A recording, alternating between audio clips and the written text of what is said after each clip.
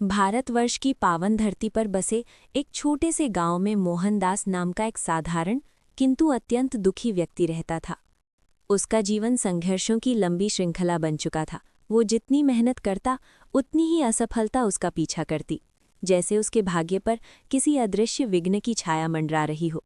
सुबह से शाम तक वो कभी खेतों में मजदूरी करता, कभी बाजार में बोझा ढोता, तो कभी किसी की दुकान पर छोटा मोटा काम कर लेता, लेकिन दिन के अंत में उसके हाथ खाली ही रहते।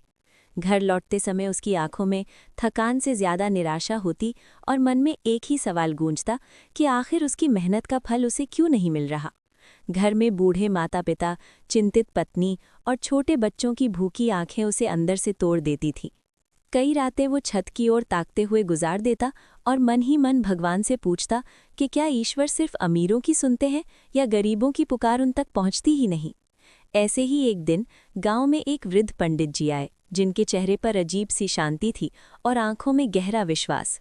उन्होंने मंदिर में बुधवार के दिन श्री गणेश की महिमा पर कथा रखी और कहा कि जिनके जीवन में बार बार बाधाएं आती हैं, जिनके काम बनते बनते बिगड़ जाते हैं और जिनकी बुद्धि भ्रमित रहती है, उन्हें विघ्नहर्ता गणेश की शरण में जाना चाहिए, क्योंकि गणपति केवल विघ्न दूर नहीं करते बल्कि भक्त को सही दिशा भी देते हैं। ये बात मोहनदास के हृदय में गहराई तक उतर गई और उसने निश्चय किया कि वो भी बुधवार को गणेश जी की पूजा करेगा। अगले बुधवार की सुबह वो बहुत जल्दी उठा, स्नान किया, लेकिन जब पूजा की तैयारी करने लगा तो उसे एहसास हुआ कि उसके पास न फूल है, न मिठाई, न दीपक और न ही कोई सुंदर मूर्ति। क्षण भर के लिए उसका मन टूट गया, लेकिन फिर उसने आंगन से थोड़ी सी दूरवा घास तोड़ी, मिट्टी से बनी एक छोटी सी गणेश प्रतिमा के सामने बैठ गया और आंखें बंद कर हाथ जोड़ लिए। उसकी आवाज़ कांप रही थी जब उसने कहा कि हे विघ्नहर्ता, मेरे पास आपको देने के लिए कुछ नहीं है, न धन है न वैभव, बस मेरा सच्चा मन और टूटता हुआ विश्वास है। यदि मेरी श्रद्धा में कोई शक्ति है तो कृपया मेरे जीवन के विघ्न दूर कर दीजिए। उस दिन कुछ नहीं बदला, न हालात बदले और न ही दुख कम हुए। दूसरे बुधवार भी उसने उसी विश्वास से पूजा की, लेकिन परिस्थितियां फिर भी वैसी ही रहीं। तीसरे बुधवार तक आते आते उसके मन में निराशा ने घर करना शुरू कर दिया और एक पल को उसे लगा कि शायद भगवान ने भी उसे भुला दिया है। फिर भी उसने पूजा नहीं छोड़ी, क्योंकि अब गणेश जी के सामने बैठना ही उसे मानसिक शांति देने लगा था। चौथे बुधवार को पूजा के बाद जब वो रोज की तरह काम की तलाश में निकला तो गांव के एक व्यापारी ने उसे आवाज दी और कहा कि उसे एक ईमानदार व्यक्ति की जरूरत है जो उसके साथ काम संभाल सके।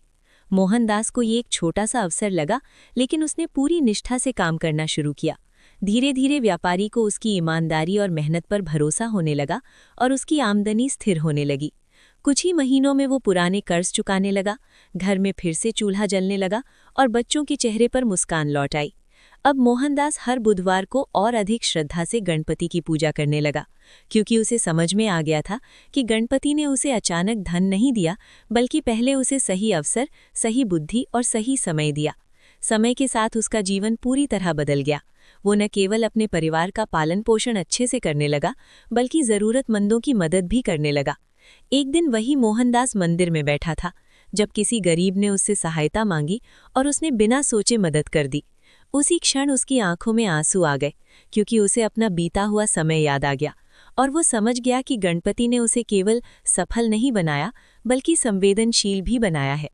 तब उसे ये गहरी सच्चाई समझ में आई कि विघ्नहर्ता गणेश की कृपा शोर शराबे वाली पूजा से नहीं, बल्कि धैर्य, निरंतरता और सच्चे विश्वास से मिलती है। जो व्यक्ति बुधवार के दिन पूरे नियम और श्रद्धा से गणपति का स्मरण करता है, उसकी जीवन की उलझनें धीरे धीरे स्वयं सुलझने लगती हैं, निर्णय सही होने लगते हैं, बुद्धि स्थिर हो जाती है और भाग्य उसका साथ देने लगता है। ये कथा हमें यही सिखाती है कि अगर जीवन में बार बार रुकावटें आ रही हों, मेहनत का फल न मिल रहा हो और मन निराशा से भर गया हो, तो हार मानने के बजाय बुधवार को विघ्नहर्ता गणेश के चरणों में अपना विश्वास अर्पित करना चाहिए, क्योंकि गणपति देर जरूर करते हैं, लेकिन अपने भक्त को कभी खाली हाथ नहीं लौटाते।